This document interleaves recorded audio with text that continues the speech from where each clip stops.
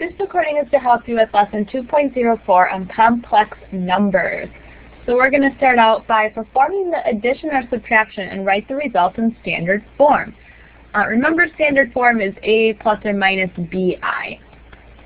So we actually have to simplify the square roots of -8 and the square root of -50. Remember, this is the same thing as the square root of 8i, and this is the square root of 50i. So we do need to look for perfect squares there. I guess we could simplify these numbers first. So -2 plus 5 is 3. That's how we get that.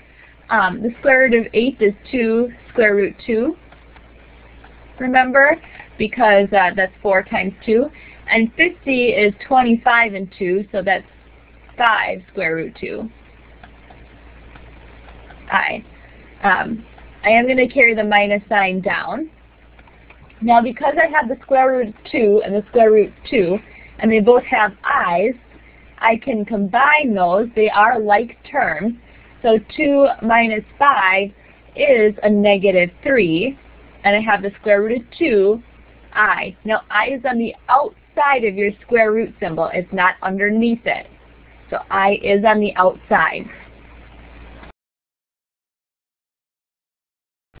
For the next one, I have the square root of -10 squared.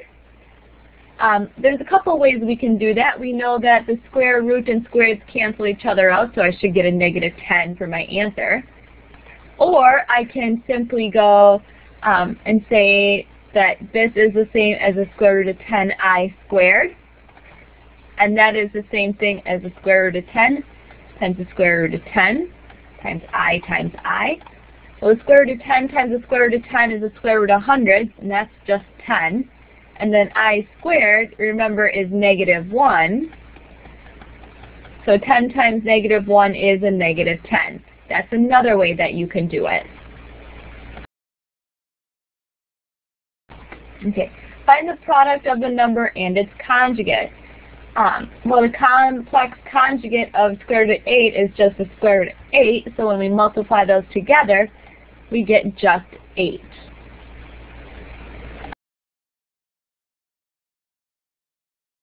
All right, let's actually divide here. Well, I can't divide by I, so let's multiply by its conjugate of -i. Right, so I'm going to start by multiplying the numerator and denominator by -i. When I get this, then I FOIL, and I'm going to write this out here.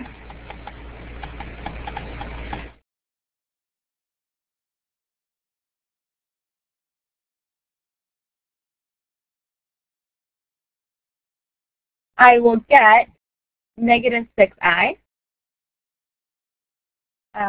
plus 7i squared all over -i squared. Remember, I squared is a -1. So I'm going to substitute anywhere I have an I squared with a -1 and simplify again. Get -6i minus 7 all over a +1. And if I want it in standard form, the constant has to come first. So -7 must come before the -6i in order to be written in standard form. In order to subtract fractions, we need to have a common denominator. So you're going to ask yourself, what is my first denominator missing that the second one has? Remember, the 1 plus I are attached. You cannot separate them out. So that means I am missing 1 minus I in my first fraction.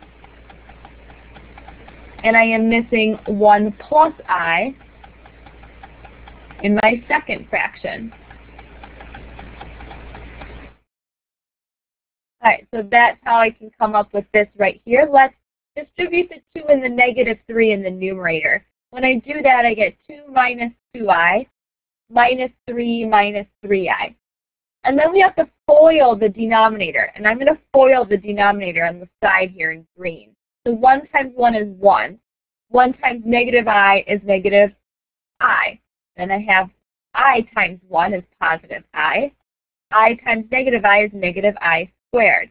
So really I'm left with 1 minus I squared. Remember that I squared is the same as negative 1. So 1 plus 1 is 2. So in my denominator, that's how they get 2. All right, let's combine like terms in the numerator to finish simplifying. 2 minus 3 is a negative 1. Negative 2i minus 3i is a negative 5i. So I have negative 1 minus 5i all over 2. And in order to be written in standard form, you do have to break those fractions up to negative 1/2 minus 5 halves I.